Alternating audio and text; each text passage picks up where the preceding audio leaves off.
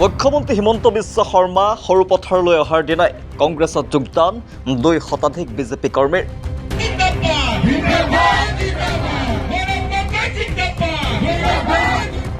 এফালে মুখ্যমন্ত্ৰী হিমন্ত বিশ্ব শৰ্মাৰ সভা, আনফালে কংগ্ৰেছৰ বৃহৎ যোগদান কাৰ্যসূচী। সৰুপথাৰ সমষ্টিত চপৰা চপৰে খহিবলৈ আৰম্ভ কৰিছে বিজেপিৰ ভেটি।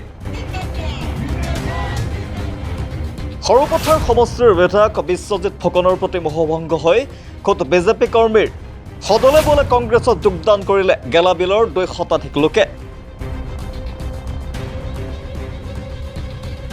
প্ৰদেশ কংগ্ৰেছৰ দুৰ্যোগ আৰু পুনৰ সংস্থাপন বিভাগৰ উপাধ্যক্ষ অমৃত কুমাৰ বুঢ়াগোহাঁইৰ নেতৃত্বত বৃহৎ যোগদান কাৰ্যসূচী।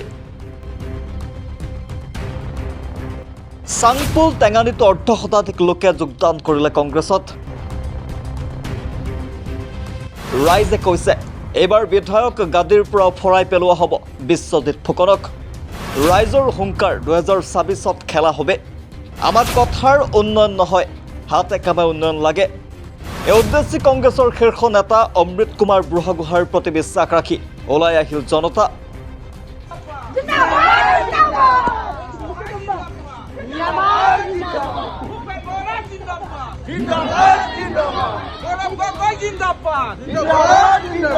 ৰাহুল গান্ধী জিন্দাবাদ।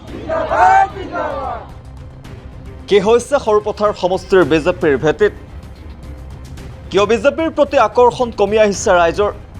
2024 বিধানসভা নিৰ্বাচনলৈ এতিয়াও 1.5 বছৰ বাকী আছে, কিন্তু সৰুপথাৰ সমষ্টিত বেয়াকৈ খহিবলৈ ধৰিছে বিজেপিৰ ভেটি।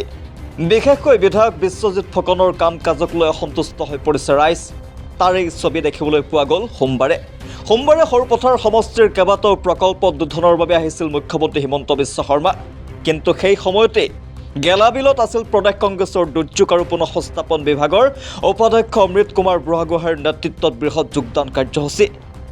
প্ৰায় 2 শতাধিক বিজেপি কৰ্মীয়ে বিজেপি দল ত্যাগ কৰি পদুম ফুলেৰে আনুষ্ঠানিকভাৱে যোগদান কৰিলে কংগ্ৰেছ দলত। কেৱল ইমানেই নহয়, মুখ্যমন্ত্ৰী হিমন্ত বিশ্ব শৰ্মা সৰুপথাৰলৈ অহাৰ প্ৰাক মুহূৰ্ততো চাংপুল টেঙানীতো 1/2 শতাধিক লোকে যোগদান কৰিলে কংগ্ৰেছত যোগদান কৰিয়েই 2024 নিৰ্বাচনী ৰণদংকা বজাই দিলে ৰাইজে। মানে আমি আজি অমিত বুঢ়াগোহাঁইদেৱক আমি ইয়াতে পাই নথৈ আনন্দিত, 1 নম্বৰ।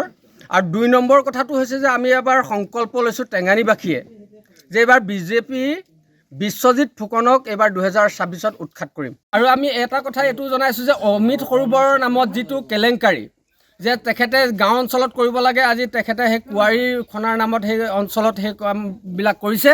আৰু সেইবিলাক আমাক চেণ্ট্ৰেলে দিয়া টকা, সেইটো আমাৰ বিশ্বজিতৰ বাপেকৰ ঘৰৰ পৰা দিয়া পইচা নহয়। গতিকে তাৰ আমাক হিচাপ লাগিব। আৰু আমি সেইটো নৰেন্দ্ৰ মোদীক সেই কেন্দ্ৰীয় চৰকাৰৰ ওচৰত তাৰ আমাৰ মানে আমাৰ মেমৰিণ্ডিয়াম দিয়া হ'ব। গতিকে আমি সেই হিচাপ আমাক লাগিব। এইপিনে যোগদান কাৰ্যসূচীত অংশগ্ৰহণ কৰি সৰুপথাৰ সমষ্টিৰ বিধায়ক বিশ্বজিৎ ফুকনৰ বিৰুদ্ধে এপেক্স বেংক কেলেংকাৰী আৰু অমৃত সৰোবৰৰ নামত সংঘটিত হোৱা কেলেংকাৰীক লৈ সৰব হ'ল প্ৰদেশ কংগ্ৰেছৰ দুৰ্যোগ আৰু পুনৰ সংস্থাপন বিভাগৰ উপাধ্যক্ষ অমৃত কুমাৰ বুঢ়াগোহাঁই। আৰু সদায় নিজৰ ঘৰলৈ ঘূৰি আহিব বিচাৰে।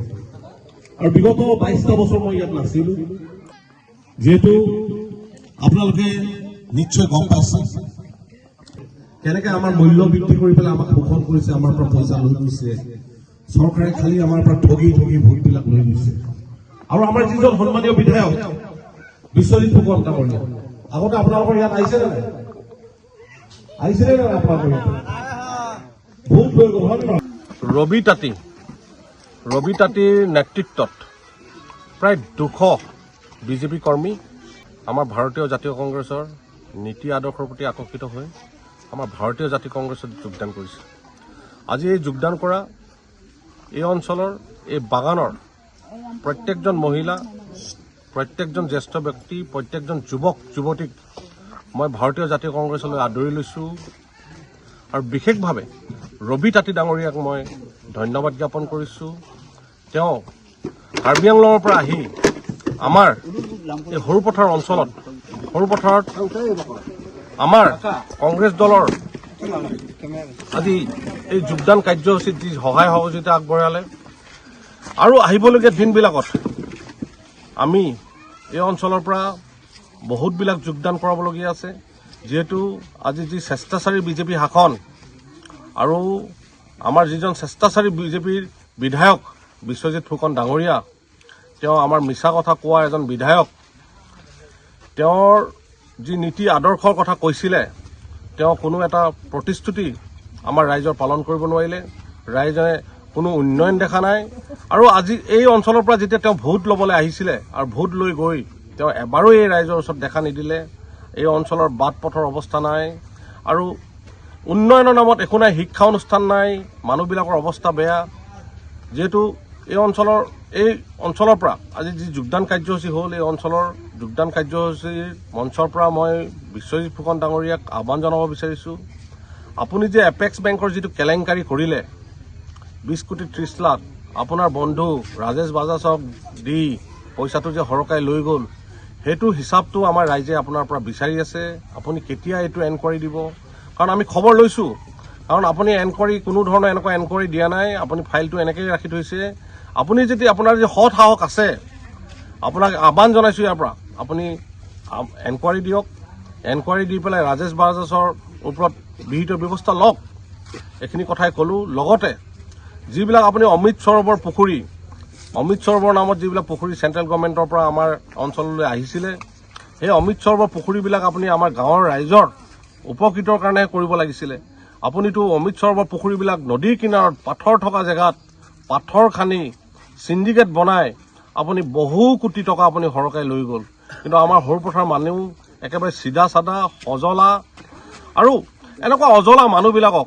আপুনি ভোট লৈ গৈ এনেকুৱা আপুনি মাধমাৰ বা ৰাম ঠাগন দিব নালাগিছিলে আপুনি যদি ইমান পাথৰ যিহেতু হাজাৰ হাজাৰ গাড়ী আপুনি পাথৰ ইয়াৰ পৰা খান্দি লৈ গৈছে কিন্তু আমাৰ অঞ্চলবিলাকত বহুতবিলাক ৰাস্তা আছে বহুতবিলাক উপপথ আছে সেই উপপথবিলাকত যদি আপুনি অলপ হ'লেও পাথৰ দি পেলাই যদি আপুনি সহায় কৰিলেহেঁতেন আমাৰ ৰাইজ সঁচাকৈ উপকৃত হ'লহেঁতেন আৰু আপোনাক সঁচাকৈ ধন্য দিলেহেঁতেন এইখিনি কথাকে ক'লোঁ আহিবলগীয়া দিনবিলাকত আপুনি সজাগ হওক আৰু ৰাইজৰ যিবিলাক সমস্যা আছে এই সমস্যাবিলাক সাৱধান কৰি দিয়ক কাৰণ আপোনাক আমি 5 বছৰৰ কাৰণে MLA বনাইছোঁ আমাৰ ৰাইজে 5 বছৰৰ কাৰণে আপোনাক MLA বনাইছে যিহেতু আমাৰ ৰাইজে আপোনাৰ পৰা এইখিনি আশা কৰিছে আৰু এখন আমি গণতান্ত্ৰিক দেশত আছোঁ আপুনি আমাৰ এই গণতান্ত্ৰিক যিটো আমাৰ অধিকাৰ এই অধিকাৰৰ পৰা বা উন্নয়নৰ যিটো অধিকাৰ এইটোৰ পৰা আপুনি বঞ্চিত কৰিব নালাগে আমাক উন্নয়ন লাগে বিধায়ক মহোদয় আমাক উন্নয়ন লাগে ধন্যবাদ